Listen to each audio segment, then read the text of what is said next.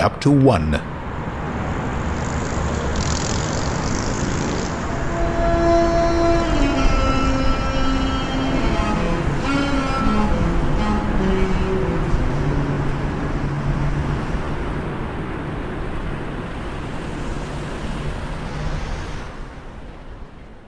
Victor Stewart stood before a small building.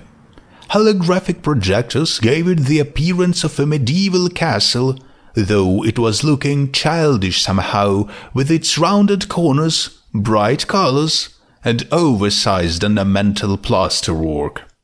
Still, the holograms were quite high grade. One couldn't tell the illusions from the real decorations without taking a closer look.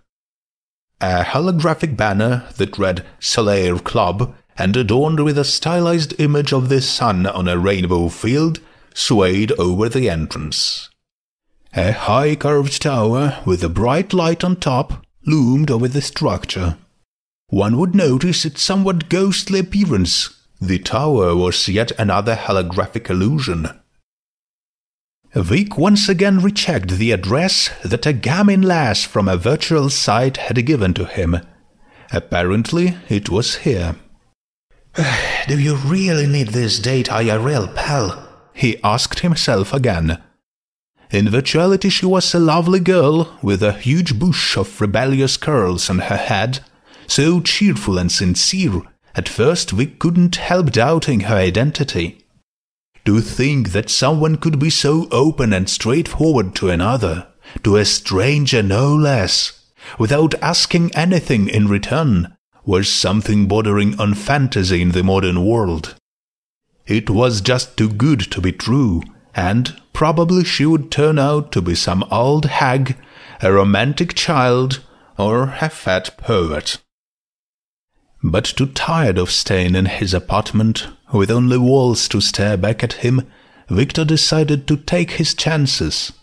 After all, he didn't promise anything. One would hardly even call it a date. Just a friendly meeting to share a cup of coffee and have a look at each other. Nothing more. Victor had been wandering virtuality, dying of boredom back then. The Cyber City, a grotesque copy of European Gigapolis in the realm of digital reveries, teemed with all kinds of pleasures.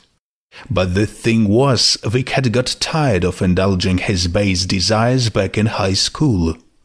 The thrill of it dulled down, and reality seemed sickeningly grey and uninviting.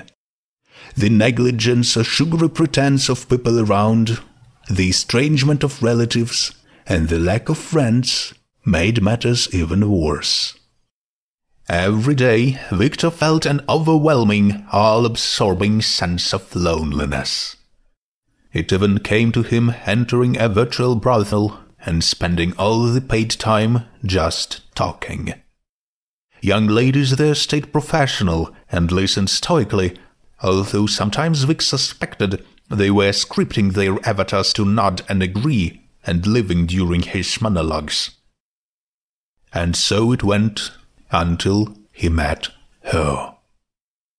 In cyberspace, Vic's avatar was faceless and nonchalant, the most dependable mask, but his new peer seemed to see through him, and her cheerful chatter, banter, and infectious laughter stirred something inside Vic.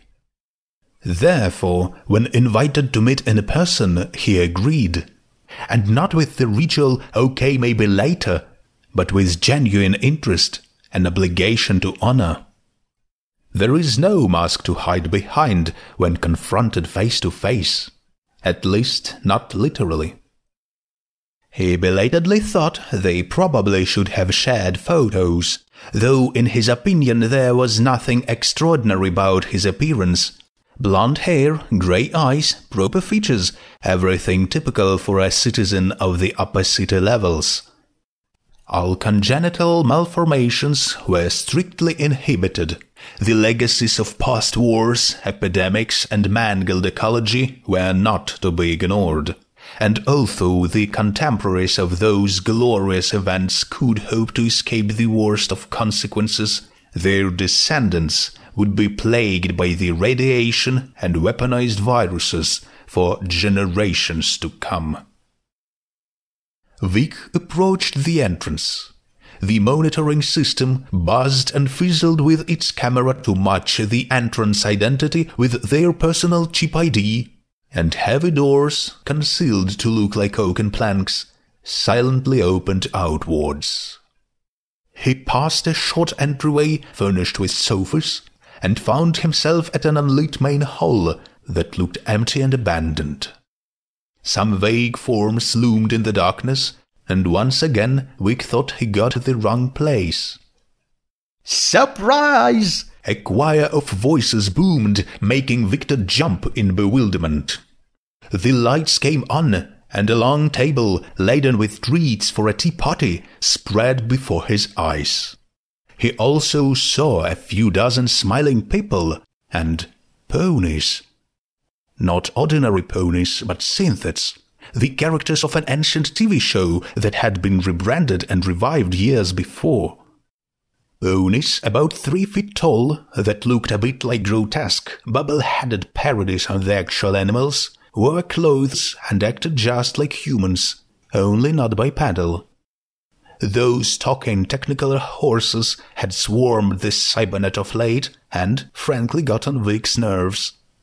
The screaming colors, the cloyingly rosy fairy tale for kids, and the adults, for some reason so obsessed with it, they followed their perverted desires and bought synthetic ponies. Vic was aware all too well where such relationships could lead. The club filled with the merry sounds of chatter, clopping of hooves, and music. Some ponies he saw could fly on short wings, and those horned ones seemed to wield telekinesis. Vic saw a glass of punch fly on its own to the mouth of a white pony with a well-done purple mane that strangely reminded him of an elaborate female coiffure. Why the girl would make a date in such place was completely unclear. Vic ruminated over these matters while being dragged to the table and treated with punch and a huge piece of cake.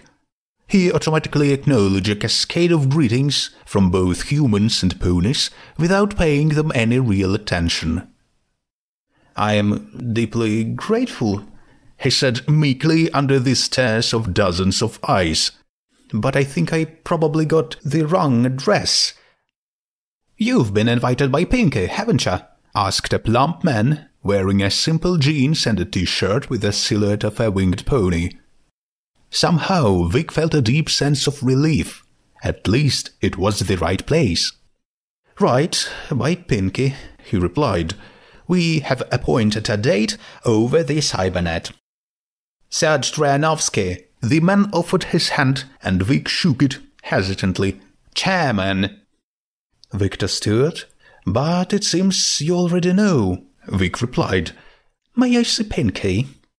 The man laughed heartily, as if Vic just told a witty joke.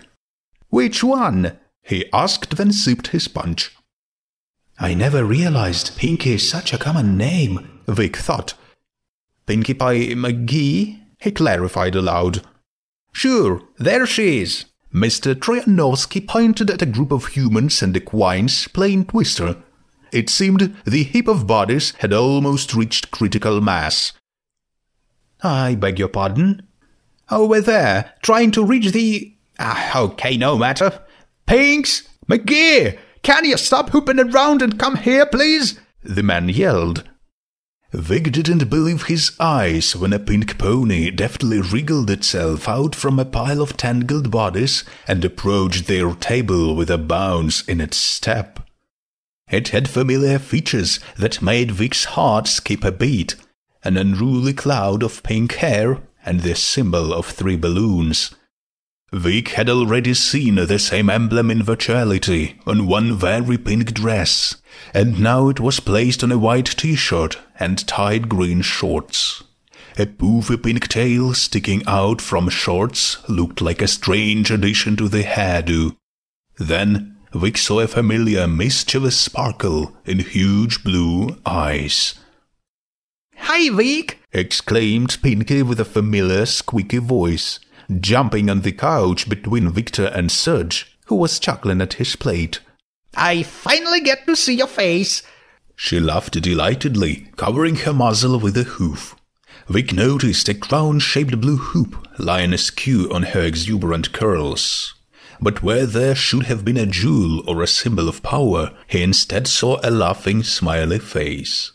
Struck to the core, Victor merely managed to ask, Pinky, is it really you? Of course it's me, silly. But I didn't think I'm a pony. Pinky laughed merrily, then somehow scooped up a handful of candies from a bowl with her hoof and shoved them all in her mouth at once. You so funny. You could have guessed if you saw this show. But it is, Vic mumbled. But I... The pony interrupted him and started jabbering, just like in VR. You haven't seen it? Oh, it's okay. When we met, you seemed so sad. I could see it by your avatar. And when I saw you, I went, "Ah," and realized you needed help stat. You didn't smile, you were sad, you didn't even have a mouth to smile. It's very, very sad when no one smiles. It means I simply must throw a potty ASAP to make everyone smile and solve the problem. Suddenly the pony narrowed her eyes, and her voice filled with determination finished, Pinkie Pie style. Victor, who was deeply stricken by sudden reveal of Pinky's true nature, didn't know how to act.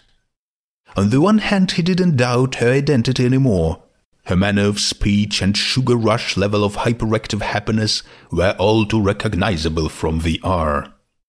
On the other, he came to the club for a date, a real one. But the pink ray of light that painted his world bright and filled his days with kindness and joy turned up to be a synthetic, a character from some stupid TV show. Victor stayed at the hall for a while out of courtesy, and even took part in some games. But once Pinky moved away to organize the piñata hunt, he seized the opportunity to get away from the crowd. He walked up a flight of stairs which inspired thoughts of kings and high palaces, and found himself at the middle of a wide balcony hanging over a street in one of the prosperous districts. The trees planted along the street below whispered softly in the fading light. Wind brought in the sounds of slow footsteps and quiet conversations. Rare ground cars swished by the asphalt roadway. Somewhere a motorcycle roared and a siren howled. The music of the city night, unchanged for centuries, so unlike the eternal silence of the spires.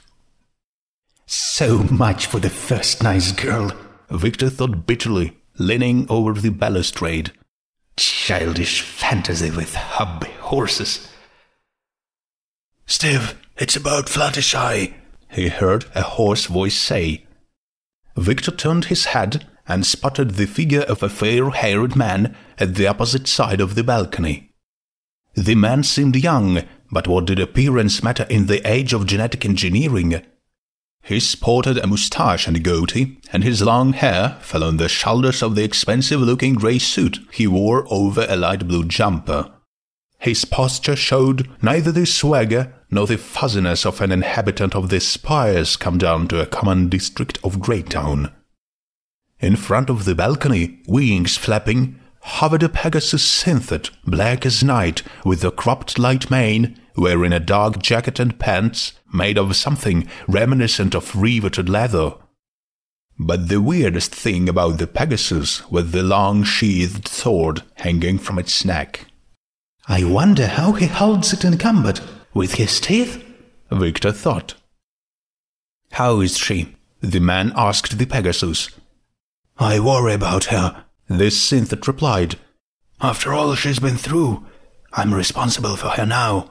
And, I guess I have feelings towards her. Then why are you still here? Fly to her, damn it!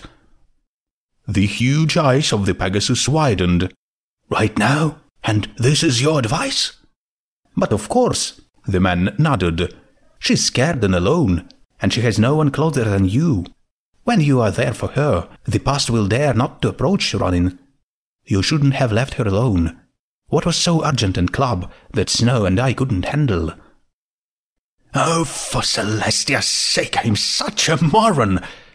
With that, the Pegasus dashed into the night.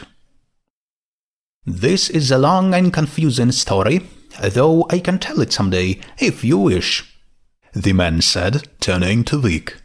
Victor averted his eyes sheepishly. I'm sorry, he said. It seems I've unwillingly overheard your conversation. The sound of quiet footsteps broke the silence as the man approached. Vic squinted at the offered hand and reluctantly shook it. Stephen Aguilar, the man introduced himself. Call me Steve. Victor Stewart. Vic. I haven't seen you before. Are you new here? I've come at the invitation of Pinky McKee. And, frankly speaking, I was quite shocked to learn she is... Victor paused mid-sentence and squinted at his new acquaintance. Stephen didn't smile, but a spark of understanding flashed in his grey eyes. Ah, a pony, he finished for Vic. Yeah, that Pinky came up with a great prank. She wears a mask of a girl in VR and doubles her fun. You would never guess how many times she has been asked out on a date. Vic felt these words hit a raw nerve. He had hoped for a romantic evening, and all he got was a farce by a pink horse that mocked him to amuse itself. Came up with a prank, he repeated bitterly. Very funny, enough to make a pony laugh.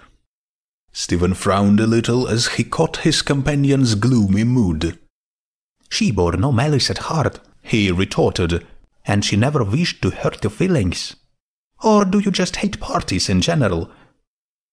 I must admit I never liked this sort of thing very much. Vic shook his head. Well, yes, me too. But believe me when I say it, this place is much better than you think, and also much more complex. Pinkie Pie was sincere when she spoke of friendship and fun. She doesn't want anything from you. Not your money, and not a relationship. She just wants to help, and she really does help those who come and accept her aid. Victor didn't reply. All he wanted now was to leave this place. His disillusionment was slowly turning into deep frustration, and it felt like his heart was pumping black acid made of hurt and his deceived, shattered aspirations. I should have known, he thought bitterly. No real person could be so humane. Well, Stephen said quietly, Thunderline's left. My business here is done. It's time for me to go too. He advanced to the balcony exit and called, Snowdrop, we're leaving. There was a rhythmic sound of clattering hooves that accompanied all the equines here if they didn't wear any kind of slippers or soft socks. Vic turned in surprise to see a silver-blue winged pony with a lily-white mane as she trotted towards Stephen. Her small skirt and jacket were almost shining snow-white, and a few azure strands streaked her mane.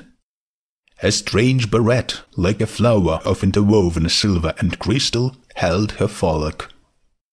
Vic hadn't noticed when she'd entered the balcony, or maybe she had been there the whole time, silently blending in with the white marble wall in the shadows of night. The Pegasus turned to Victor and looked at him. No, through him, with the gaze of her light blue, almost crystalline eyes. Then she looked up at Stephen, and he squatted to face her as her lips moved and she whispered something. The man frowned and cast Victor a sidelong glance, then seemed to relax. Victor, Snowdrop says you've been lonely for a long time, and that's why you took umbrage at Pinky. You were looking for friendship, for a way to dispel your loneliness with a nice girl, but met a pony, he said, rising. The young man stared at the couple in bewilderment, his mind full of the wildest assumptions. You stalked me, didn't you? He finally asked. What? No, Stephen laughed. My little Snow has extremely acute senses, though. She can feel much more than others see, even though she lacks eyesight. Stevie, I'm a big pony, objected the Pegasus with obviously feigned pique. The man just laughed again lightly and ruffled the pony's mane, which looked like a soft dollop of ice cream. You'll always remain a little filly for me, he said affectionately. Her eyesight? What? Vic mumbled, his thoughts a complete stuttering mess. She's blind, yes, Steve nodded as he kept stroking Snowdrop's sticking ears, while she just squinted with delight. Is she a telepath? Victor finally squeezed out. It was the pony who replied. I'm empathic. Her voice was soft, as if she was afraid to produce a loud noise. But then the sharp hearing explained that. Sorry, I couldn't help it. Your emotions are just so loud. Victor sighed. He'd never thought he could be read so easily, like an open book. They act too playfully, just like lovers. There must be some unnatural relationship between them, Vic decided. Pardon me, Steve, but friendship with a pony looks unhealthy. Or is it more than just friendship? He managed to ask. Victor expected an instant denial of the obvious, but Steve appeared to be deep in thought for a few seconds and kept stroking Snowdrop, who leaned against his leg. You know what, I'd rather not elaborate, he replied at last. If you want to understand, just watch the show. I suggest you start with the 150-year-old one. Spend some time on it, and maybe you'll find the answers you're looking for. Is it even worth it? Victor asked. Snowdrop lifted up her unseeing eyes, and Stephen smiled, although the pony would never see it. Oh, yes, he replied. Absolutely. But heed my warning, Mr. Stewart, Snowdrop added, her voice dead serious. As you value your life or your reason, keep away from G3.